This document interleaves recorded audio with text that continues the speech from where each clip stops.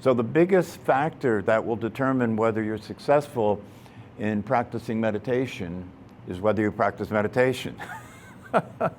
That's such a no-brainer that it's obvious, right? And yet that's the very reason why most people don't practice meditation, is because they have life get in the way. So then the only question is, do you understand the importance of the practice? That's what the purpose of the talk is, to try and motivate you and inspire you to do this practice every day without fail, and to bring along with the practice the study of the teachings that go along with the practice so you can learn about your nervous system. You know, don't you think it would be a good idea to understand how your nervous system works? Because that's the system that that is way out of balance when you feel anxious, when you feel anxiety. Right? That's the system that's way out of balance when you experience depression.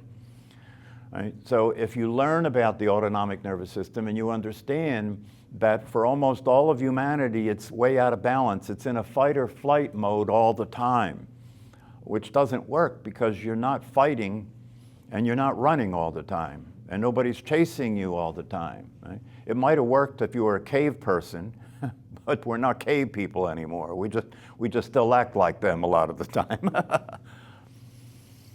So my intention in doing the talk part of the class is to help inspire and motivate you to do this every single day. And one of the ways that I do that is to share with you the fact that if you do that every single day, you will begin to just experience what's called the natural state. The natural state. And what I mean by the natural state is the way you are naturally. The way you are naturally means you are who you are, which is awareness itself. That's natural, right? And the way you are naturally is that you are relaxed physically and calm in the mind. This is the baseline that we want to develop, right? Calmness, steadiness, evenness. They call it equanimity, right? Evenness. The ability to be in the world, right? And not have the world have an effect on your mind. You see, you're not in relationship to the world. This is very important for you to understand, that you're not in a relationship. What's bothering you is not the world. What's bothering you is the state of mind you're in when you're in the world, isn't it? Yeah, that's the relationship you have is with your mind, not with the world. And what happens in the world gets interpreted by your mind, right? Played in your thinking, played in your emotions, and that's what you're relating to all the time. So if you're upset because of the state of mind you're in, not the state the world's in. Although the state the world's in is upsetting too. So this is what meditation is about. It's about allowing you to discover the possibility of training this mind. Because this mind, when it's untrained, all it has to work with is your conditioning. If the mind is untrained, all it has to work with is your conditioning. What's that mean? It means everything that ever happened to you since you were born, and a lot of that is traumatic, right? Like birth itself, right? A lot of that is traumatic. Right? And because that's the case, you have a database in your head of things that went wrong, things that hurt you, things that scared you from the past. And it's your mind is using that database to live your life now. Right? So anytime something happens in your environment, right, that is close enough to something that happened in your past that was disturbing or upsetting or threatening, you start to feel the same way and behave the same way. You start replaying that same pattern, right? You start replaying that same pattern over again. And when you play that same pattern over again, you suffer because you're back in that experience that was traumatic.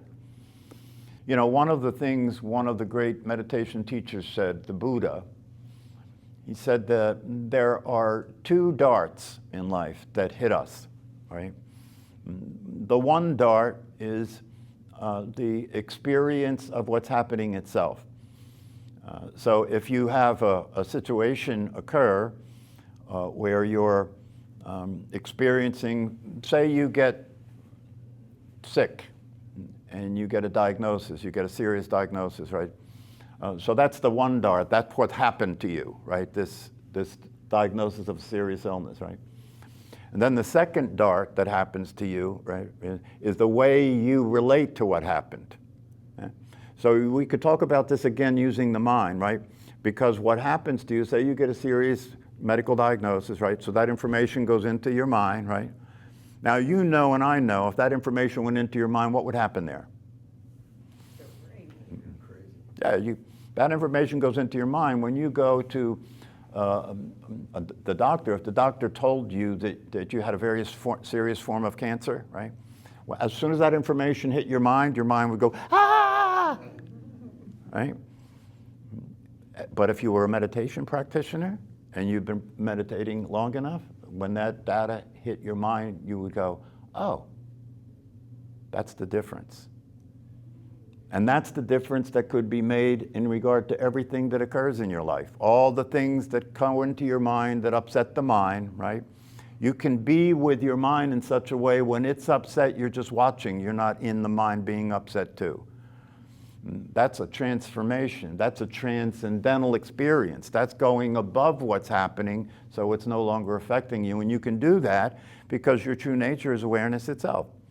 Your true nature is not physical. Your true nature is not limited to the physical body.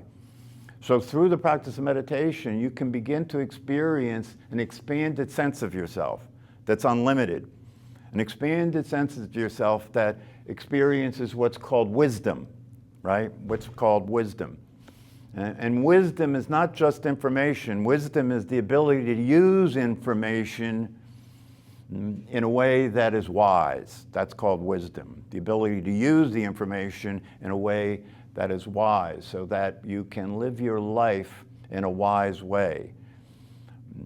You can live your life in a way that is being given by yourself being grounded on the earth and being grounded in your true nature as awareness. This is very satisfying. This is a very satisfying experience. If you're doing meditation for a period of time and you get past the initial wrinkles, see, the initial wrinkles is just the body takes time to settle down, right? The mind takes time to settle down. You may have to practice for a while before that happens. But when the body starts to calm down and the mind starts to settle down, you start to experience something opening up. It's like you're finally getting out of your head and experiencing your life as the awareness of what's happening instead of an interpretation of it. The awareness of what's happening is an enjoyable experience, right?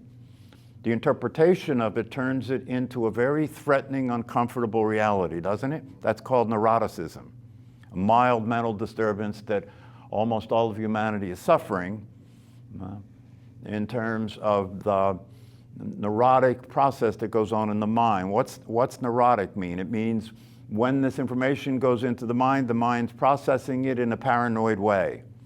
The mind is afraid that something's going to kill it at any moment. The mind is afraid that it's got to run or fight at any moment, so it wants to make sure.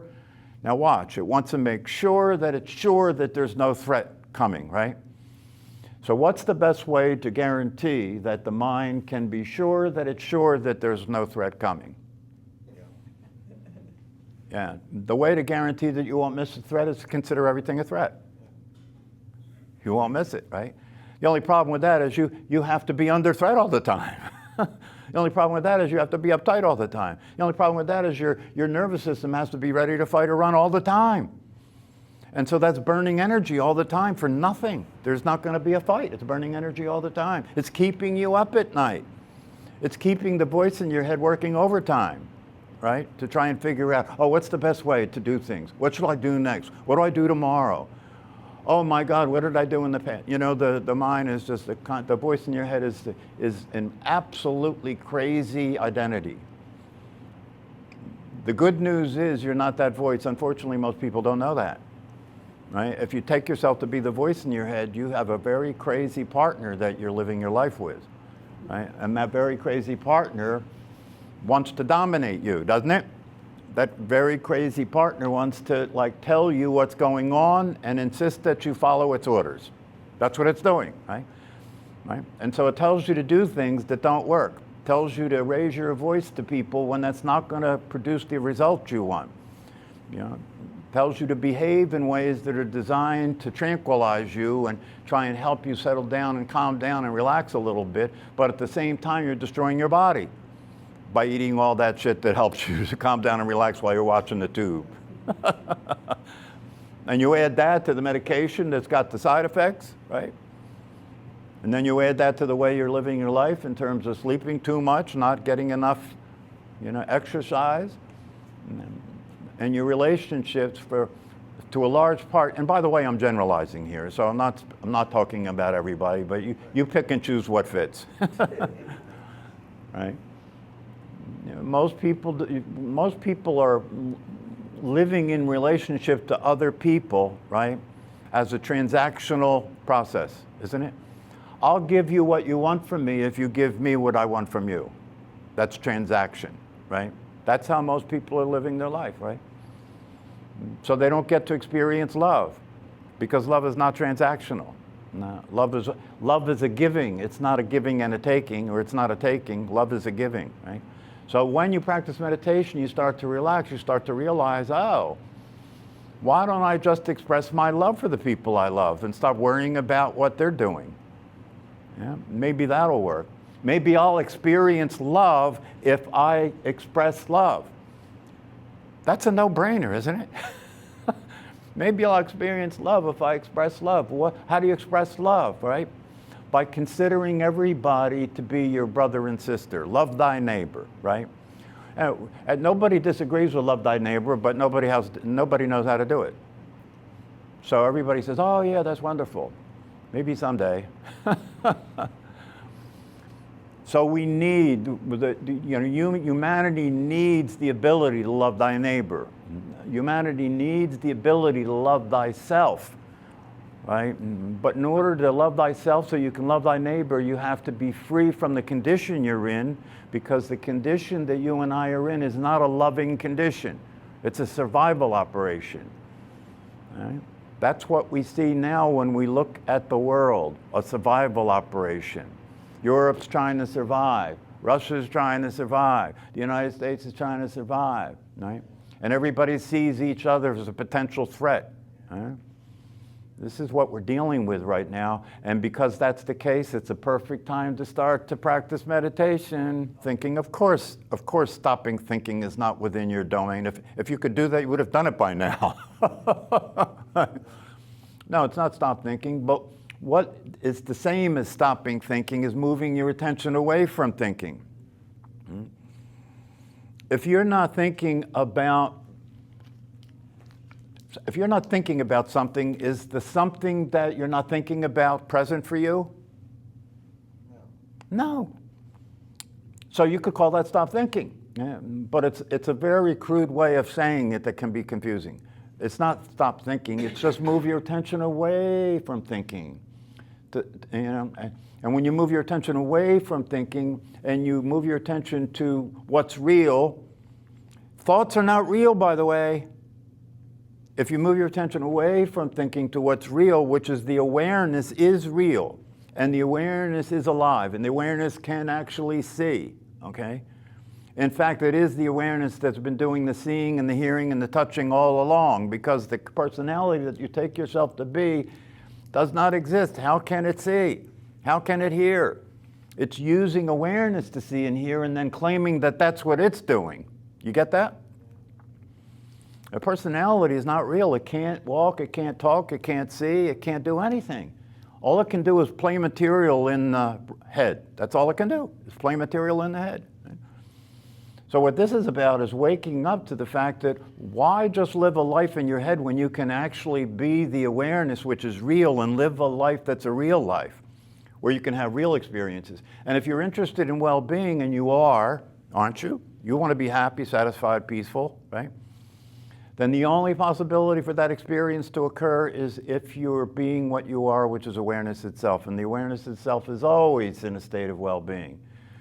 But your attention is preoccupied. You've been conditioned to pay attention to what's going on in your mind as if that's reality. And so meditation and the teachings that go with meditation can help you to break that bad habit and help you to understand that's not true. What's happening in your mind is not reality. It's an interpretation of reality And that interpretation of reality is distorted because it's being affected by whatever happened to you in the past. So it's not clean. You're not seeing things as they are. When you begin to see things as they are, you can see how to live your life in a way that works. Because now you're seeing what the playing field really is. Right? And you're seeing the possibility. And so when you see the possibility for having a life that's worth living and you see things as they really are, now you're able to be successful in living your life. So that when the time comes for the life to end, you can relax and let go because you were really here. And you really experienced being alive and you were fulfilled by that experience. And so you fulfilled on the purpose of your existence, which is to realize your true nature and be happy. Any questions on that one? How can you disagree with that, right?